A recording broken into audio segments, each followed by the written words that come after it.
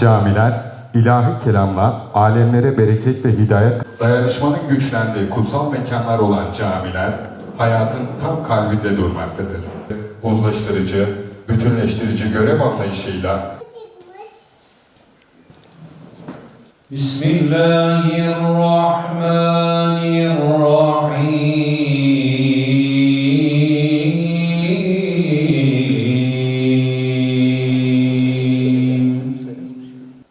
Ulaike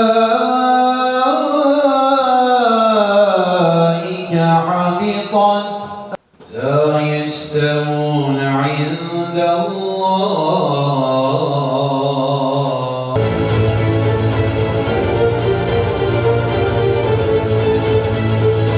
Halkımızın keyifli vakit geçirebileceği dev bir proje hayata geçirildi. Doğanın ilçesi Battalgazi'deki en önemli projelerden biri de Derme Deresi. Hepimiz bu topluluğa hizmet için devlet ve millet tarafından görevlendirilen bireyleriz. Büyük sorumluluğumuz var. İnsan bir yere gidince kendisini orada fark ettirmeli. Önemli olan eser bırakmak. Görev yaptığımız süre içerisinde orada neler kazandırabiliriz? Geçtiğimiz yeri nasıl güzelleştirebiliriz? Orada bir eser bırakabiliriz. Bununla yola çıktık. Fiziksel mekanları oluşturarak belediyelerin asıl görevleri bu. İnsanların ihtiyacı neyse, kaymakamın da belediye başkanlığı yaptı. Belediye başkanı aynı zamanda müftüdür. Aynı zamanda kaymakamdır. Aynı zamanda sağlık ilçe müdürüdür. İlçe milli eğitim müdürüdür. Her şey belediyeye gelir. Her sorun bize gelir. Bizim görevimiz de bu insanlara hizmet etmek, onların ihtiyaçlarını karşılamak. Battalgazi biraz önce yapmış olduğumuz çalışmaları gördünüz. Her bölgeye nasıl bir anlam katabiliriz? Çalışmalarımızı onun üzerine bina ettik. Bölge kalkınınca, yerler değerlenince arkadaşlar kültürel gelişim oluyor. İnsanlarda her türlü gelişimi, değişimi görebiliyorsunuz. Biz dedik ki bizim tek işimiz olmalı bundan sonra kentsel dönüşüm.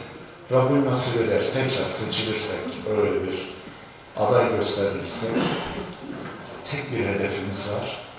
Gettolaşmış bölgelerde kentsel dönüşüm başlatmak, insanların yaşam kalitesini yükseltmek. Tek hedefimiz bu olacak. Bununla alakalı çalışmalarımızın hepsini yaptık ve bundan sonra da inşallah bu şekilde devam edeceğiz. Bizim uç beylerimiz de imamlarımızdır yani. O bölgede ne olur ne biter, oradaki hem maddi hem manevi hizmetlerin takibini de imam arkadaşlarımız yapar. Bunlar işte Kur'an kursu öğretmenlerimiz, 4-6 yaş Kur'an kursu hizmetleri veren bütün arkadaşlarımız. Meşakkatli bir meslek ama mesleğini icra ederken de sevap kazanan nadir mesleklerdendir. Onu da ifade edeyim.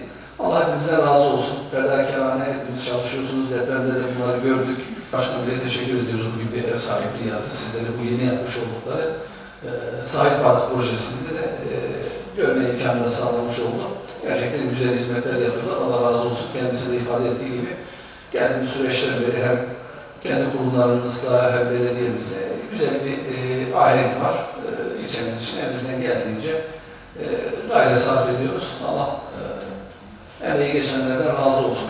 Devletimizin bizlere vermiş olduğu toplumu dini konuda aydınlatmak, inanç, ibadet, ahlak hususunda rehberlik etmek üzere Diyanet İşleri Başkanı olarak en ücra yerlerden başlamak suretiyle 10 hane, 15 hanelik köylerden başlamak suretiyle en kalabalık noktalarda hizmet sunmaya gayret ediyoruz. Peygamberi bir mesleği icra ediyoruz. Yapmış olduğumuz mesleğin, görevin özellikle cami hizmeti, bizde Kur'an kursu hizmetlerimiz de var. Cami hizmeti olan kısmında yapmış olduğumuz görevimiz her boyutuyla halkın önünde, gözünün önünde yapılan bir hizmettir. Namazı kıldırırken, Kur'an'ı okurken, vaazı sohbeti yaparken her cümle duyularak ve görülerek yapılır. Birebir temas oluşulur.